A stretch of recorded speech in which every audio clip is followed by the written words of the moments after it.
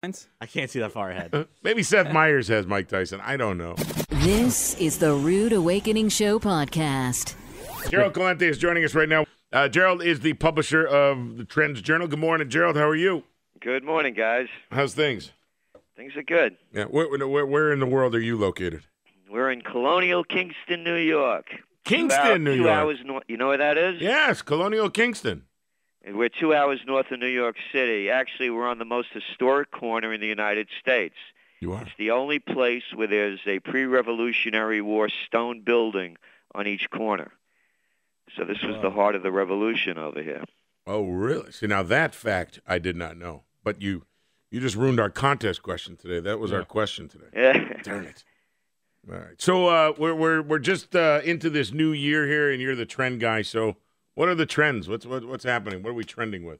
Well, the big one, of course, with the front cover of our TrendsJournal, and of course it went out a month ago, was Ukraine and what's going on around the world. You know, I've been at this business now since 1980, and I've never seen anything like this before. I mean, you just run across the world. You have people haven't left the streets now in Thailand for, it's 3 months. You see what's going on in Ukraine, destabilization in Turkey. They're almost a civil war happening, trying to overthrow the government.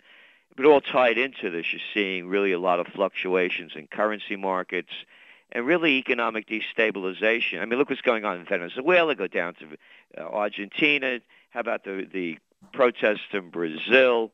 Then there's the escalation of tensions between Japan and China. I mean, the thing just keeps going on and on. And then you may have just heard this morning, North Korea launched a couple short-range missiles. Yeah, the North Korea is launching that, and it's also in opposition to the United States and South Korea within the coming week to have massive, quote, war games. I love that name. Nothing like a war game. I do too. Didn't we go through that once already with Matthew Broderick, the whole war games? Nobody wins. Nobody winning. Yeah. Well, and then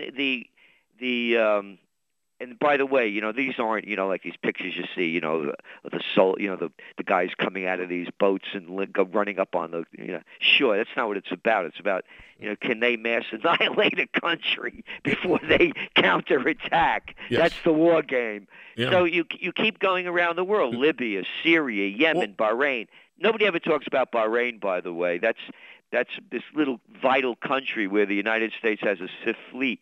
And, it's a civil war going on over there. So what we're looking at is massive destabilization at a time we've never seen anything like this before, where so many countries are in so much turmoil. I forgot about Europe. Look what's going on in Greece and Spain and Italy and Portugal and Ireland. There's depression. By the way, they don't call 30% unemployment and 50% youth unemployment depression. They still call it recession in white shoe boy language. Now, what is Spain? Where's their unemployment at right now? Well, they're probably about 28%. Okay. So and then you have, and then of course those are the official numbers, right? So they'll lie, and everybody does. It's the government game. Well, I have a question. Okay, you had predicted this type of stuff a while ago. What do you see moving forward now with the situation we're in? We have a bunch of I'm a political atheist, by the way, and without going into my career, at 23, I was the assistant to the Secretary of the New York State Senate, spent several years in D.C. One of our chief writers is Dr. Paul Craig Roberts, former Assistant Treasury Secretary under Reagan. We're guys that have been around. We know what it looks like. We've got a bunch of imbeciles, incompetents, psychopaths, and sociopaths running the show. How many more you got to see the D.C. drama queens and the Beltway circle jerks perform before anybody sees what a bunch of losers they are? How about going over the Fiscal Cliff? Hey, how about a debt ceiling? How about closing down the government? They're losers. You have stupid people making big decisions. And so why, dogs don't make cats, man. They're going to screw things up worse. You go on, anybody could do this. Watch what they say at the Senate each day. Now you have guys like Cruz and Rubio say, we have to get involved in Venezuela. Oh, we do? Hey, has anybody ever heard of the no foreign entanglements? Could you swallow that one for a while? I want to ask you something. You touched on something I want to ask you about. You talked about this fiscal cliff and everything else and our going over this and raising our debt ceiling. Explain to me how these guys, because, again, I just have to assume, for lack of a better word, that they're smarter than I am. I don't understand how doing this is ever going to get us out of trouble. Can you maybe explain something? Or what is their mindset on how they think we're going to get out of trouble? All right. First, you said you assume they're smarter than you. Well, I was joking, but anyway. I know, but anyone that looks up to a politician looks down upon themselves. These are the same people you couldn't stand in high school and college that wanted to be class president and head of the student council. They're brown noses, suck-ups, glad-handers, insincere and overly ambitious. They're shrewd, but they don't have a brain between their ears. Okay. Look at what they do. They fail at if anybody could tell me, hey, man, look at the great job they pulled off. Look at this bogus thing that they call the war on drugs that's drained the treasury of trillions of dollars, put people in jail, busting them, for smoking pot. And now I got an idea. Let's legalize it. We can make a ton of dough on it with taxes. Oh, okay. Let's change the law. The same thing with gambling. I'm a guy that grew up in the Bronx and Yonkers. I remember they busted Joe Masello, the vegetable man, for running the numbers. Well, it's the people, that could afford it the last year. It's only $0.25 or $1 a day. I got an idea. Let's do lotto. Yeah, you got to be in it to win it, and all these other games. Everybody should see the corruption going on. These are no different than the Bloods and the Crips. They just got different names. Democrats and Republicans, and I don't say that facetiously. They're mass murderers, and they rob your dough. How many wars do they have to fight? How many people do they have to kill? And how many too big to fail or robbing us of our tax dollars do they have to keep committing before people can see who's in charge? Dude, you keep going. You're not getting any fights here. Go ahead. Preaching to the choir, Reverend. Yeah. But that's what people have to start looking at this as. These are mass murderers. End of story. Yep. Look, they killed 1 million people in Iraq. For what? I got it. Saddam Hussein has weapons of mass destruction and ties to Al-Qaeda. Oh, yeah? Well, we couldn't find them. Are they under the desk? And all the prostitutes left at the press show while they slaughter people and destroy a country. Look what now they're going to pull out of Afghanistan. Yeah. Yes. Great. What was the longest war in American history? For what? And in the meanwhile, the roads stink, potholes everywhere, infrastructure rotting. We don't win places show in education. We spend the most amount of money. Look, they can't even get Obamacare working. Can't even get the website working. Exactly. Gerald, the Afghanistan, going there. Are they doing – what is the NATO support or not support of this whole thing? What's going on with them, like the whole group? Well, it's mostly NATO is run – we did a story in 2 Trends journals ago, actually by Dr. Paul Craig Roberts, No Need for NATO. NATO is just it's just an appendage of the United States as a cover to do what it wants to do. Sure. And so they're not doing much of anything. Well, there are certain they tell how many countries are in NATO? I don't know. 23, 28, whatever it is. But are they supporting this? Are they? I'm just curious. I don't know. I don't know the answer. No, they have very few troops there compared to ours. They're token troops. Okay. Token numbers. All right, and so going back, because I really do want to get to try to figure this out as I keep watching this. What is the mindset of getting us out of trouble by continuing to raise this debt ceiling and putting us deeper and deeper in debt? What is it? It's a cover-up. It's to make the people think that there's a way out. Okay. And there's not. So there's not. Then what happens? Because I agree with you. There's no way out by doing this. What happens? You're the trends guy. I want to know. What happens is your I need to know what happens.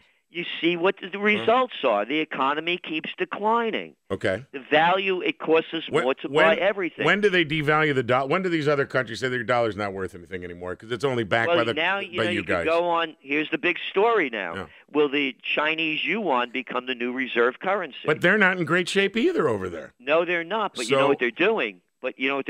No. they're buying up most of the physical possession of gold.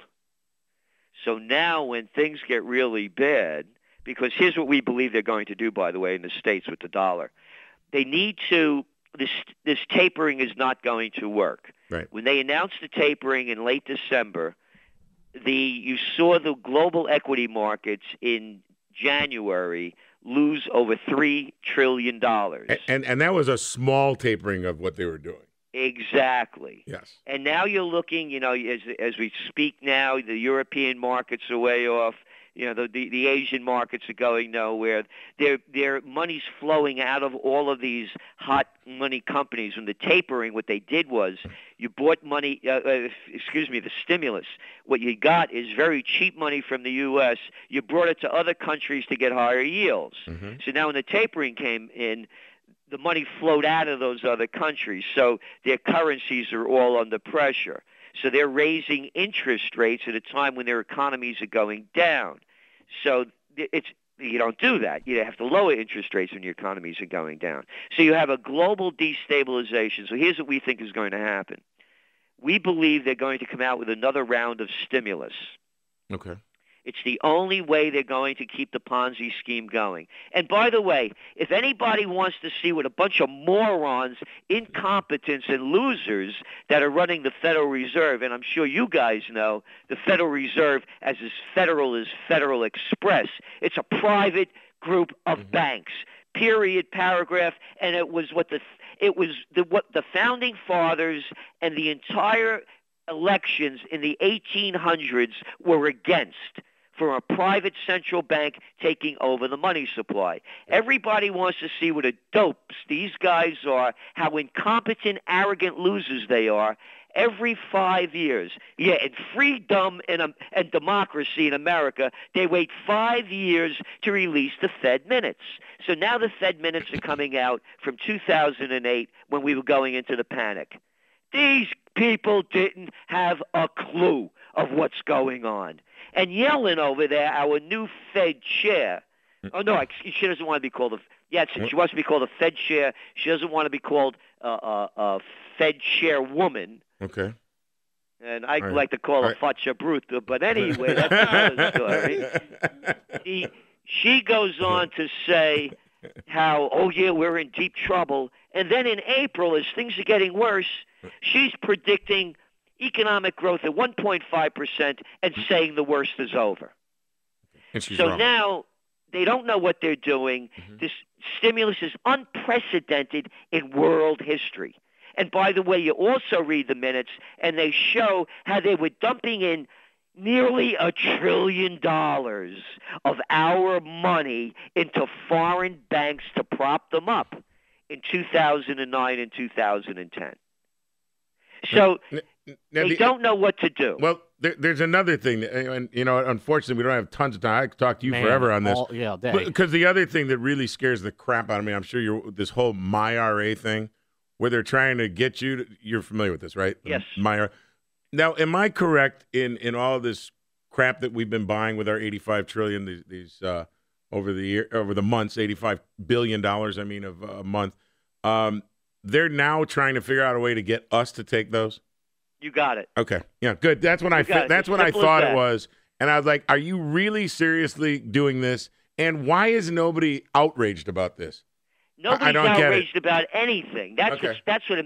Look at the riots and demonstrations. I love the hypocrisy. You hear them say, the Ukrainians, they're out there protesting for democracy as they are in Venezuela, and look what the police are doing. Yeah, try doing it over here, man. Well, they did. They had that. What was that? That Wall Street, Occupy Wall Street thing. That went over, right? Yeah, they'll bash your head open and pepper spray you in 2 seconds. Gerald, we need to run, but great stuff. TrendsJournal. Where do we get this? TrendsJournal.com. Yeah, are you kidding me? Let's stay up with this guy. He's gonna be a regular feature on this show. Man, thanks a lot, guys. That was great. Gerald Celente, thanks, man. Appreciate it. All right, that guy spoke the truth, man. Well, we kind of enjoyed listening what he had to say. We do need to run, though. But that was very interesting, to say the least.